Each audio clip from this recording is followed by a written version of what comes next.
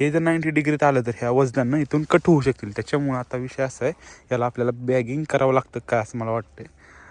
हे थोडंसं इग्नोर करा. आता हे कोण यूज करते मला माहीत नाही. आता इकडं बघितलं हे आता आपण एक सिमेंटची टाक्या मागवलेल्या आहेत, त्या अजून आलेल्या नाही, जे की आपण कोपऱ्यामध्ये टाकून त्याच्यामध्ये हे जे वेस्ट आहे सर्व त्याच्यामध्ये टाकून देणार आहे. पण त्याच्या आधी जे लेबर आलेलं आहे आंब्याच्या बागेमध्ये त्यांना थोडंसं आपल्याला खत पोचवायचं आहे. त्यामुळे आपण आधी खत पोचवूया आणि त्याच्यानंतर आपलं राहिलेलं काम कंटिन्यू करणार आहे. हे गाईज, वेलकम बॅक टू नवीन ब्लॉगमध्ये तुमचं स्वागत आहे. मी शेतामध्ये आलो आहे आणि कालचा ब्लॉग आय होप की तुम्ही पाहिला असेल, ज्याच्यामध्ये आपला पहिला दिवस होता, ज्याच्यामध्ये आपण बऱ्याचशा साऱ्या गोष्टी शिकलो, जसे की ब्लोअरनी कशा पद्धतीने स्प्रे करतात, त्याची सेटिंग काय असते, प्रेशर काय ठेवलं जातं, बाकीच्या बऱ्याचशा गोष्टी. आणि त्याचबरोबर आपल्या द्राक्ष बागेवरती आपण जाळी टाकून घेतली, जे की पक्ष्यांपासून त्याचं संरक्षण करायचं होतं.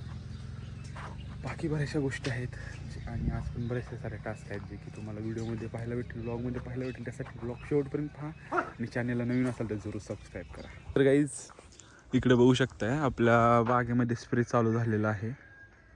हा आपला दुसरा प्लॉट आहे, ज्याच्यावरती काल आपण नेट टाकून घेतलेले आहे, जे की या साईडनं आपण ओपन ठेवलेलं आहे, जे की ट्रॅक्टर जाण्यासाठी येण्यासाठी. हे आपण फवारणी झाल्यानंतर झाकून घेतो.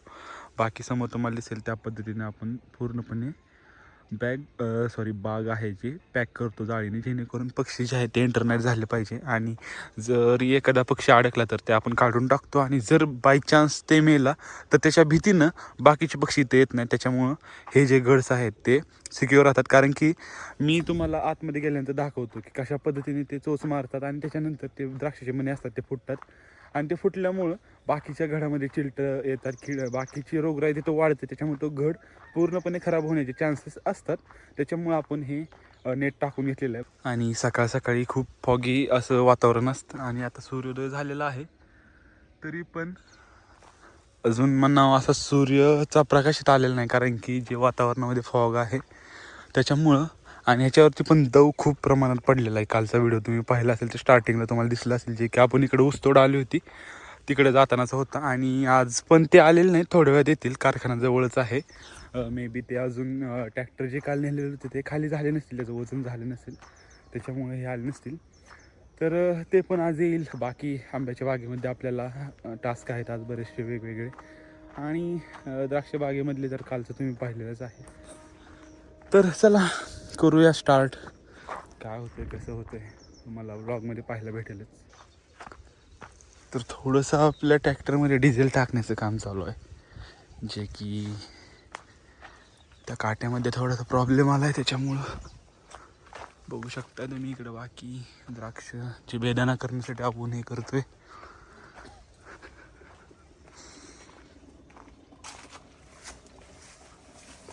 रॉकेल सारखं दिसते हा ना. तर नोझल असतात का ते पॅक होतात पावडरमुळं, त्याच्यामुळे ते कंटिन्युअसली आपल्याला चेक करत राहावं लागतं. तर हा स्प्रे कंटिन्यू होईलच आता. 1 2 3 लाईन राहिलेले आहेत, त्याच्यानंतर एक प्लॉट कंप्लीट होईल. तर जे तुम्ही इथं समोर बघता ते बेदाणे शेड आहेत, आणि हे त्याचं नवीन तयार करायचं आपल्याला. त्यासाठी हा आपण सांगाडे जे आहेत ते तयार करून घेतलेले आहेत. त्याच्यासाठी आता खड्डे घेतलेले आहेत, ते खड्ड्यामध्ये पुरून तो उभा करतील. आज ते लेबर येईल. आणि हे जे द्राक्ष आहे त्यासाठीच हे सर्व चालू आहे, कारण की या लास्ट इयर आपल्याला बाहेरच्या बेदाणा शेडवरती जाऊन टाकावं लागलं होतं, जे खूप त्रासदायक आहे. खूप पळावं लागतं, पाऊस आला वगैरे, इथलं सोडून सगळं तिकडे जावं लागत होतं. त्याच्यामुळं हे आपण तयार करून घेतो, जेणेकरून इथं सर्व आपला जो बेदाणा आहे तो तयार होईल आणि आपल्याला बाहेर जावं लागणार नाही. तर थोडंसं आपण आता माहिती घेऊया. आता तुम्ही जर इकडं बघितलं तर हे आंब्याचं झाड आहे, साधारण 3 वर्ष कंप्लीट होतील. आणि सेटिंग बघू शकता खूप चांगल्या पद्धतीने झालेलं आहे. पण इश्यू आता असा होतो, याला आपण सपोर्ट दिलेला आहे तारेचा, पण काही झाडं हायटेड आहेत, काही झाडं अजून हाईट त्यांची तेवढी झालेली नाही. त्याच्यामुळे प्रॉब्लेम काय होतं, हे मॅच होत नाही. त्याच्यामुळे काही झाडं आता तिकडे जर पाहिलं तुम्ही तर ते जे मँगो आहेत ते अशा पद्धतीने खाली टेकत आहेत, त्याच्यामुळे त्याच्यावरती स्क्रॅच येऊ शकतात. तर आपण आता प्लॅन करतो की एकतर हे बाहेर ओढायचं, जेणेकरून हे जे लांब आलं तर ह्याच्या फांद्या खाली येतात त्याच्यावरती सपोर्टच्या साहाय्यानं राहू शकतील. पण हे जर 90 डिग्रीत आलं तर ह्या वजनानं इथून कट होऊ शकतील. त्याच्यामुळं आता विषय असा आहे, याला आपल्याला बॅगिंग करावं लागतं काय असं मला वाटतं. हे थोडंसं इग्नोर करा. आता हे कोण यूज करते मला माहीत नाही. आता इकडं बघितलं हे आता आपण एक सिमेंटची टाक्या मागवलेल्या आहेत, त्या अजून आलेल्या नाही, जे की आपण कोपऱ्यामध्ये टाकून त्याच्यामध्ये हे जे वेस्ट आहे सर्व त्याच्यामध्ये टाकून देणार आहे, जेणेकरून आपले प्लॉट क्लीन राहतील. आणि रिअली सॉरी फॉर दिस, कारण की मलाच माहीत नाही आता हे, कारण शेत ओपन आहे, कंपाऊंड नाही, त्याच्यामुळे कोणी येतं. पण मोस्टली आपल्या शेजापाजारी कोण नाही, पण हे जे दुसराच प्लॉट आहे ते सुद्धा येऊन इथं करू शकतात, किंवा आपले जे लेबर आहे ते सुद्धा करू शकतात. आता माहीत नाही ते, बट लेविट इकडे बघू शकता, हे खाली टेकत्याला आपल्याला बॅगिंग करावं लागेल असं मला वाटतंय. तर बघू आता काय होतं आहे, कारण काहीतरी करावं लागेल. हे जर असं राहिलं खाली तर हे खराब होऊ शकतात. बाकी चांगल्या पद्धतीने वाढलेले आहेत आणि आहे होप की सर्व झाडांना अशा पद्धतीने माल चांगला सेटिंग होईल. बाकी इकडे बघू शकताय सूर्योदय झालेला आहे. सकाळचे 8:30 होत आलेले आहेत.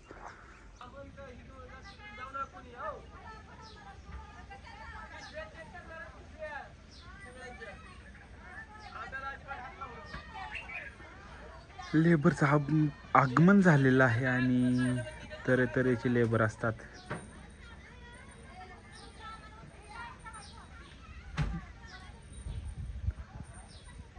त्यांचा जे टीम लीडर असतो त्यांना इन्स्ट्रक्शन देतोय, जो की फळे तोडू नका वगैरे वगैरे, दुसऱ्या प्लॉटमध्ये जाऊ नका, काम व्यवस्थित करा.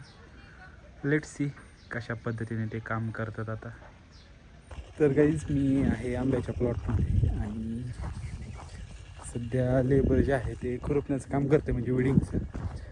आणि आता ऊन वाढतंय, थंडी कमी होते आणि दिस इज लाईफ सेवर माहिती का, कारण की आता ऊन डिरेक्टली असं तोंडावर लागतं. हे जर डोक्यावर घेतलं तर व्हाईट कलर काय करतो, कमी उन्हाला खेचून घेतो, त्याच्यामुळं उन्हाळा गेल्या वर्षी तर एवढा कमी जाणवला ह्याच्यामुळं. बाकी आता हे सगळं ब्लॅक यूज करतो ते सोडून द्या, पण हे खूप लाईफ सेवर आहे. आणि कधी कधी असं होतं की आय फॉरगेट की आपल्याला शूट करायचं आहे, आपल्याला व्लॉगिंग करायचे आहे. मग काही काही अशा मुवमेंट असतात की त्या रिटेक घेऊ शकत नाही तिथं. त्याच्यामुळे बऱ्याच वेळा असं होतं की जेव्हा मी सगळं ते करतो त्याच्यानंतर लक्षात येतं, अरे आपल्याला शूट करायचं होतं, पण मग ते काही काही राहून जातं. पण काही काही अशा असतात की ते आपण पुन्हा करू शकतो आणि ते रिटेक घेऊ शकतो. त्यावेळेस मी तसं पण करतो, कारण की करायचंच आहे म्हटल्यावर करायचंच आहे. आता ते मग त्याच्यामध्ये एक्सक्यूज देऊन चालतच नाही. बाकी हे एक झाड आहे जे की आपल्याला काल फिरताना सापडलं होतं. त्याला भिरूड म्हणजेच आळी लागलेली आहे, खोडआळी, जे की खाली तुम्हाला भुस्सा दिसतोय. त्याला आपल्याला थोडंसं औषध करायचं आहे, जेणेकरून हे झाड वाचलं पाहिजे, खराब म्हणजे वाया नाही गेलं पाहिजे. कारण की आळी जी असते ते आतला भुस्सा काढून टाकते, आतमध्ये पोकळ करते, त्याच्यामुळे झाडाला अन्न घेता येत नाही. झाड हळूहळू पानं पिवळी पडून जळून जातं. तर त्याच्यावरती आपण ट्रीटमेंट करूया. तर हे बघू शकताय, अशा पद्धतीने ते शोधावं लागतं आपल्याला की आळी नेमकी कुठे आहे काय. ते सध्या आपले गुलाबभाई बघतायत, कारण की झाडाखाली भुस्सा पडलेला दिसला आणि वरी पाहिलं तर वरी कोणतंही असं वेज नव्हते, आपण भुस्सा येईल. खाली थोडंसं माती काढल्यानंतर दिसलं. तर आता बघू आळी सापडते का. हे थोडंसं आपण औषध केलेलं आहे, हे औषध आता त्या ओपन केलेल्या जागेमध्ये सोडावं लागतं, जेणेकरून जी आळी असेल खाली ती औषधाने मरून जाते. मरते ना आळी. तर गाईज एक टास्क लागलेला आहे, ते म्हणजे समोर बघू शकताय ट्रॅक्टरमध्ये औषध केलेलं आहे आणि सडनली आपल्याला द्राक्ष बागेमध्ये यावं लागते. आणि इकडे बघू शकताय अशा पद्धतीने औषध तयार केलेलं आहे, जे आपल्याला झाडाच्या बुडामध्ये ओतायचं आहे. आणि हे काही दिवस खाली ॲक्टिव्ह राहतं, जेणेकरून जो मिलीबग असतो, म्हणजे तुम्ही जर इकडे बघितलं चिकट टाईप रोग असतो, तो या खोडांमध्ये सालीमध्ये लपून बसलेला असतो. त्याचे कीटक जे असतात ते कीटक आपल्याला नाहीसे करायचे, त्याच्यामुळं आपल्याला हे औषध ओतायचं आहे. बाकी आता काही प्रश्न येतील की हे एवढं तुम्ही औषध घालता झाडाला वगैरे वगैरे. हे PHI ठरलेला असतो, आता फवारणीसाठी तर ठरलेला असतो, यांचा पण ठरलेला असतो. काही दिवसात हे नष्ट होऊन जातं, त्यांचा कार्यकाळ संपून जातो थोडक्यात. त्याच्यामुळं टेन्शन घेण्याचं काही कारण नाही. जे द्राक्ष आहेत ते बिंदासपणे आपण खाऊ शकतो. तर त्याचं सध्या काम चालू आहे. तर काही जे टास्क होतं ते 25% कंप्लीट झालेलं आहे. तर आता औषध संपल्यामुळं आपल्याला ते आपल्या बेस कॅम्पवरती जाऊन औषध तयार करायचं आहे. त्याच्यानंतर राहिलेलं जे टास्क आहे ते आपण कंप्लीट करू. पण त्याच्या आधी जे लेबर आलेलं आहे आंब्याच्या बागेमध्ये त्यांना थोडंसं आपल्याला खत पोचवायचं आहे. त्यामुळं आपण आधी खत पोचवूया आणि त्याच्यानंतर आपलं राहिलेलं काम कंटिन्यू करणार आहे.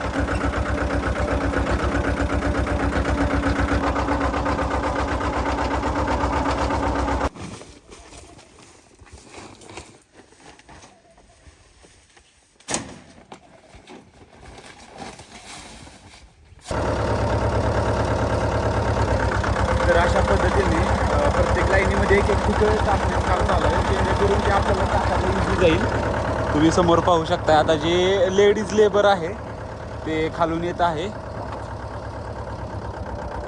ते आल्यानंतर प्रत्येक लाईनीला एक एक लेडीज याप्रमाणे आपण ठिकं ठेवत आहे, जेणेकरून त्यांना टाकायला इझी जाईल. तर गाईज तुम्ही जर इकडं पाहिलं तर या मँगो यार्डमध्ये वरखत टाकण्याचं काम चालू आहे, जे की आपल्या झाडांना जे जमिनीतून भेटत नाही ते आपण खताद्वारे देत असतो. जसं की आपण सप्लिमेंट प्रोटीन गोळ्या औषध घेतो त्याचप्रमाणे झाडांचं पण ट्रीटमेंट असतं.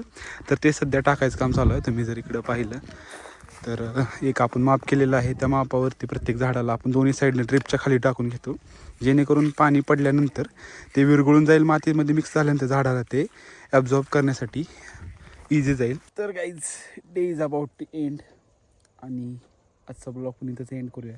जे आपल्या शेतामधले आजचे टास्क होते, जसं की आपल्या द्राक्ष बागेमध्ये आपण मिलीबगसाठी ड्रेसिंगचं काम केलं, त्याचबरोबर त्याचे खोड जे असतं ते आपण वॉश करून घेतलं आणि त्याचबरोबर आपल्या आंबा बागेला आपण वरखत घालून घेतला. आणि बाकीचे छोटे मोठे कामं होतेच. जसं म्हटलं तुम्हाला मी विसरतो कधी कधी शूट करायचं, ते सवय लावतो मी, कारण की सवय माझी मोडली होती त्याच्यामुळे असं होतं आहे, पण इथून पुढे होणार नाही. बाकी थोडंसं आज काम करत असताना इथं लागलं जोराचा गुडघ्याला, बेकार म्हणजे आता पायसुद्धा हलू वाटत नाही एवढं दुखतं आहे, पण काही कर सकते अभी. चलो मिळते कल. हा ब्लॉग तुम्ही शेवटपर्यंत बघितला त्याबद्दल मनापासून आभारी आहे. भेटूया एका नवीन ब्लॉगमध्ये, तोपर्यंत थँक्यू.